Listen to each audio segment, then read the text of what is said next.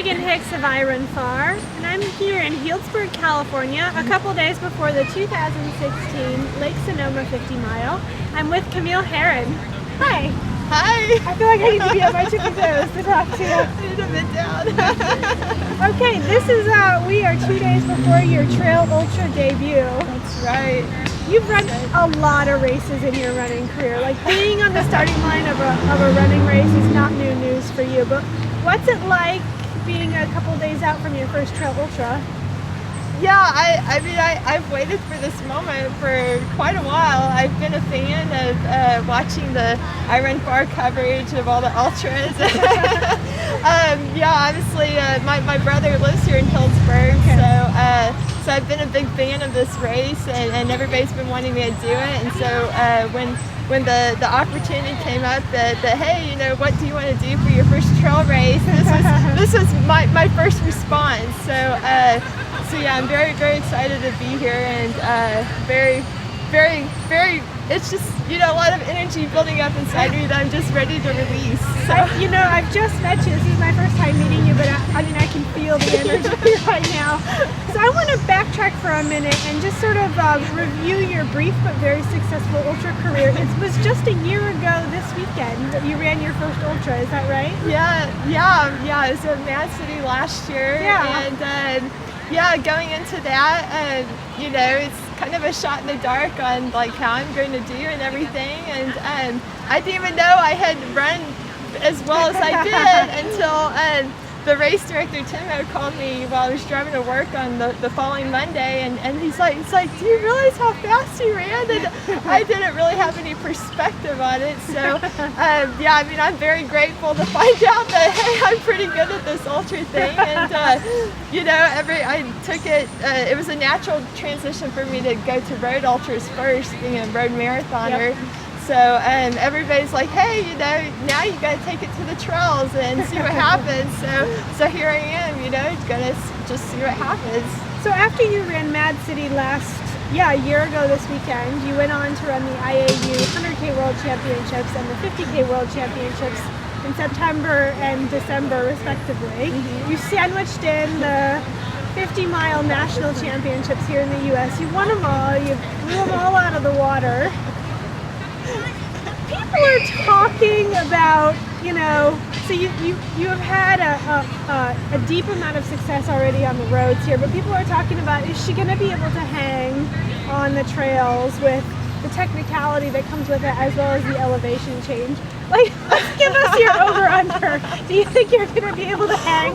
Well, yeah, I came out here back in December to kind of get my feet wet with the trail running, and ran part of the Western States course, did a full loop around Lake Sonoma. Okay. And so you know, running with other people, I was like, so what do you think? You're like, what's your assessment? You know, and, am I doing okay? Am I doing okay? You know, I really don't know. And I mean, it's the same with doing the road ultras last year. I had no idea. You know, it's kind of a shot in the dark, and so, you know, obviously I've got the leg speed, and you know, I'm hoping that can translate well to the trails. But obviously, you know, there's a lot more variables at play, and that, you know, so I didn't get the answer there. The people that you ran with, what was their assessment? Well, they said I was probably going to do just fine. Okay. Yeah, I ran my friend Bob Shivas, and I was like at Lake Sonoma, and he was like, he's like, for someone who doesn't run on the trails, you did pretty good. Okay. His judgment was the fact that I never tripped and fell. So I've actually managed to stay on my 2 feet. I haven't, knock on wood, I haven't had a fall or an accident other than I tweaked my hamstring a couple weeks ago. But yeah, no, I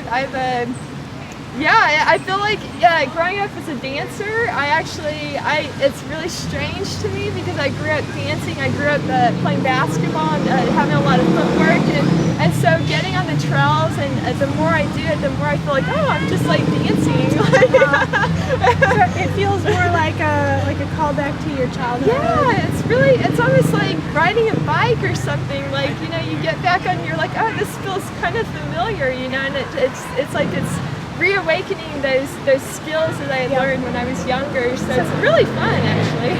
I want to ask you, you obviously have like leg speed and the ability to like endure that leg speed for lengthy periods of time. You're proving that with your ultra career so far.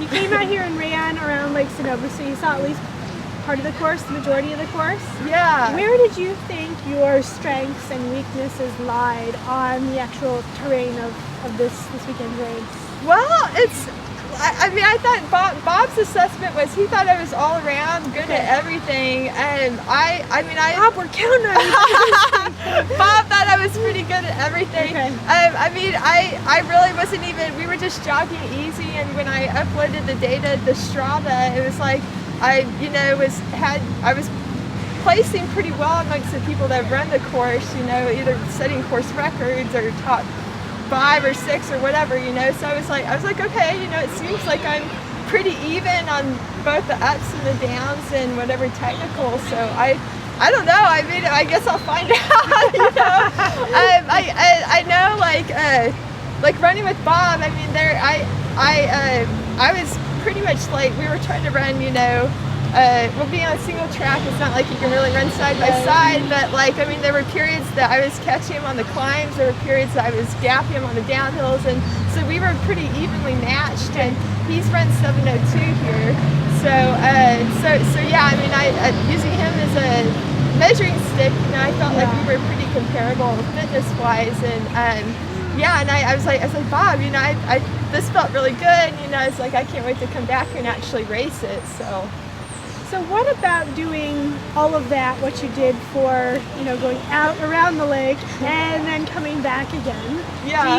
Do you feel like you've got it in like your mechanics and you've got it in your musculature to be able to hold out for 10,000 feet of climbing and descending? Yeah, I mean, obviously I've never done that before. I've run a lot of miles, and I guess, you know, I did these extended long runs back at the back around Christmas time, and I actually started to feel stronger like beyond 20 miles, and even running with Bob, like I was kind of experimenting with the energy stuff and trying something new, and I didn't feel like I really started rolling until about 20 miles into it, and I think that's just, you know, my natural endurance is you know, it's kind of, that's what I'm finding out with the ultras. It's like I don't really get going until like, you know, 20, 30 miles into the race, and that's something that I've only figured out in the past year. So yeah, as far as, you know, having the leg strength, I mean, I feel like just my mileage is really an advantage. I mean, I do a lot of strength work. I do a lot of strength work with my legs, a lot of squatting, a lot of like Romanian deadlifts, and just a lot of drills. And I felt really comfortable. I actually felt like wow, you know, like this was really just felt good. It actually, even the surface feels easier compared to the roads. I mean, it's like bloody murder running like a flat like 100K. Forever flat and forever flat. Oh, there's a tiny incline! Yay! And then, like, even comparing, like, the fall 50 was, like, giant, like, pretty good sized rolling hills, like, comparable to Comrades, and that's a net uphill. And so comparing that to, like, the World 100K was, like, night and day, because I felt, like, a lot fresher. I felt like my muscles were being used differently versus the 100K World Championship was just so repetitive, you know, that flat. It just was really painful. Well, my last question for you is about strategy. You have been pretty public and open going into your road ultras so far about, I'm just going to go for it. I think I can do it. My training paces indicate that I should be able to do it. Are you going to go for it this weekend, or is there going to be any inkling of conservativeness, or is that just not your style? I mean, I ran my own race. I know what 50-mile effort should feel like, and I mean, I run by effort, I don't run by pace, and so I get out there and I'm in the zone, and I'm just totally zen, and I'm in the moment. I'm really not thinking too much about what's around me. I know that one thing that I'm really excited about is the fact that it is an out and back course, and so I know, like, I'm going to be coming back, and I'm going to, you know, feel the energy of all the other runners, you know, and like be able to, you know, cheer them on and like see the competition. I'll be able to kind of gauge, you know, where I'm at relative to the other women in the field. But you know, I'm just so like, I mean, it's an intense focus when I run. I mean, it's like, yeah, when people see me race, because I'm just such a like happy, positive person outside of running, but when I'm in a race, it's like, No talking. No talking. But at the same time, I mean, I do have moments where I do flash a smile, you know, and like tell people, you know, thank you, or, you know, I remember one time at the 100K World Championship, Susan, my crew person, told me, you're a rock star, and I smiled at her. I was like, yes, that was the perfect thing to say. I got a smile out. Well, best of luck to you out there this weekend. Thank you, I appreciate it. The world is definitely watching to see how you do out there, so good luck. Thank you very much, I appreciate it.